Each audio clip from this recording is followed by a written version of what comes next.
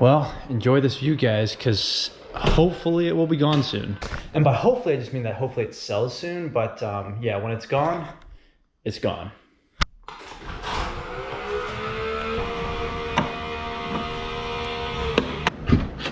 But welcome back to the Tesla, guys. Welcome back to the channel, and welcome to another Tesla Talk Tuesday.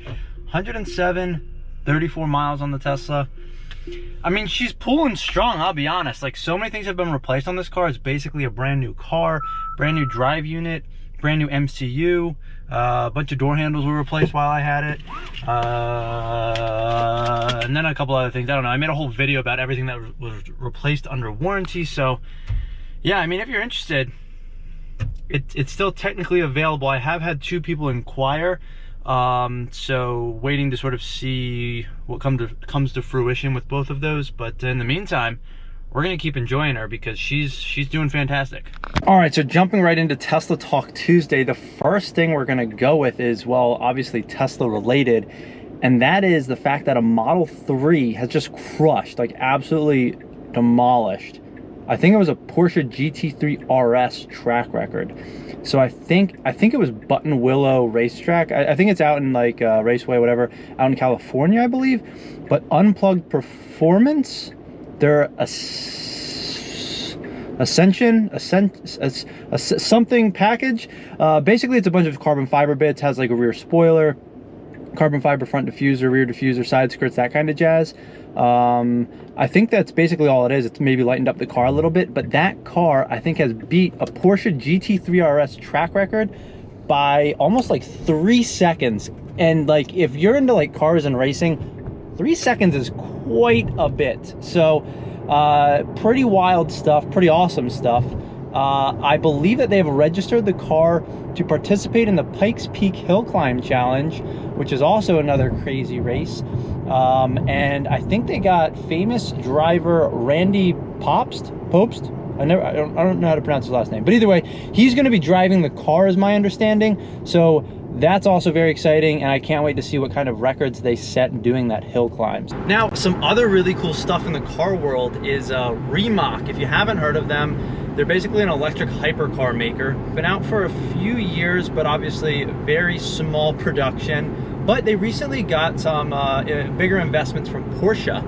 And well, a big hire, I guess they've been doing a couple large hires recently from some large companies out there, but one very important hire is a man named Chris, who used to be the VP of engineering at Tesla. Yes, Rimac has hired him. I am very curious to see what they do in the future. It would be cool to see them make some more reasonably priced cars, you know, for us plain folk that can't afford, you know, $1 million hypercar. But either way, their technology is awesome. And because of this Porsche investment, you know, Porsche is obviously affiliated with VW Group, all that jazz. So it would be cool to see some of the technology trickle down to maybe a Taycan in the future, or just other electric cars in their lineup. But I guess we shall see. New Model 3. No badging. So they don't have the carbon fiber spoiler, so I don't think it's a performance, but you never know. Model 3, another black Model 3. Maybe they'll drag race. Now, some other good news is that the I guess Terrafactory that Tesla's building in Austin, Texas, they've broke ground on that. So there's no like buildings going up yet, but you can see them moving around dirt. I guess someone did some drone footage of it, but either way, interesting stuff. And speaking of that, that's where they're supposed to start production on the Cybertruck and the Tesla semis. Now, the Cybertruck, I've heard rumors that it is supposed to come out early 2021. I don't know if that will actually happen or not, but Rivian just announced timeline for their R1T and R1S, which is their truck and SUV.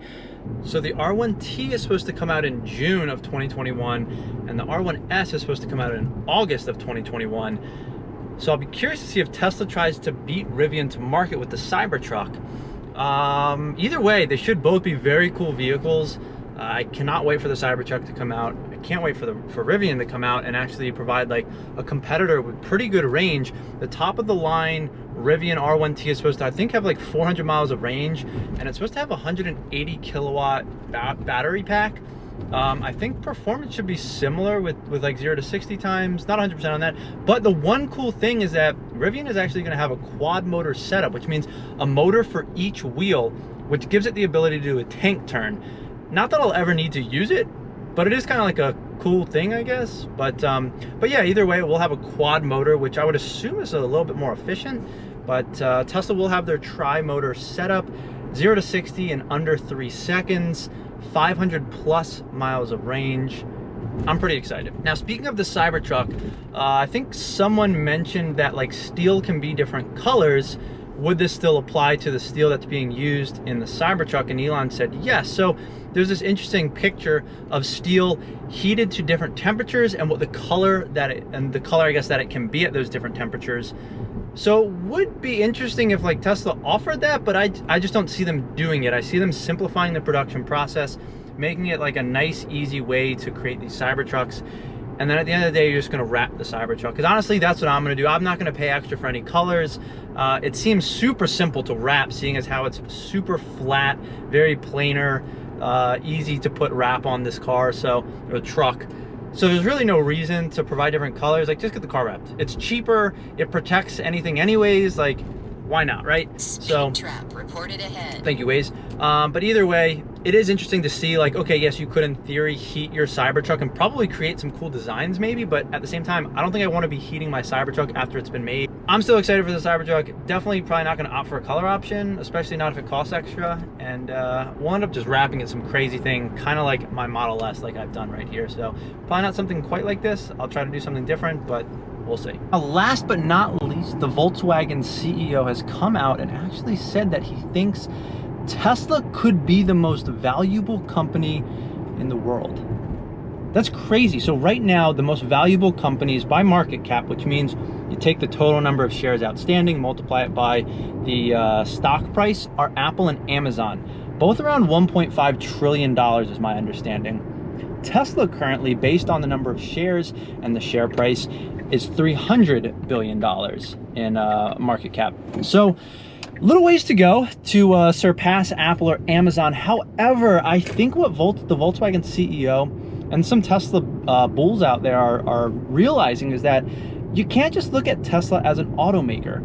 You see, they also sell software. They're a software company, they're a battery company, they're an energy storage company. They're allowing individuals or even municipalities or whatever to become energy storage or mini utilities. So they have their foot in a very large energy market, energy storage market, car market, and software market. So, and even hardware, because they're starting to make their own in-house, I guess, like batteries and castings for the cars and things like that.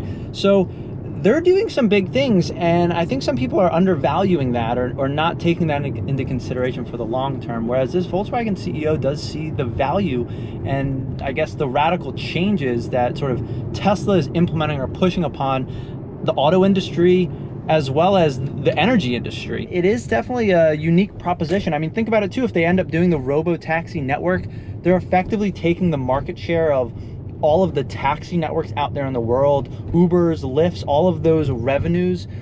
Part of that will start going to Tesla as well. So they're dipping their toes in a lot of different markets in a lot of different ways, and it's very interesting to see. That's going to be it for this Tesla Talk Tuesday. I hope you guys enjoyed this. If you did, please give this video a thumbs up. Would really appreciate it. But until next time, thanks for watching.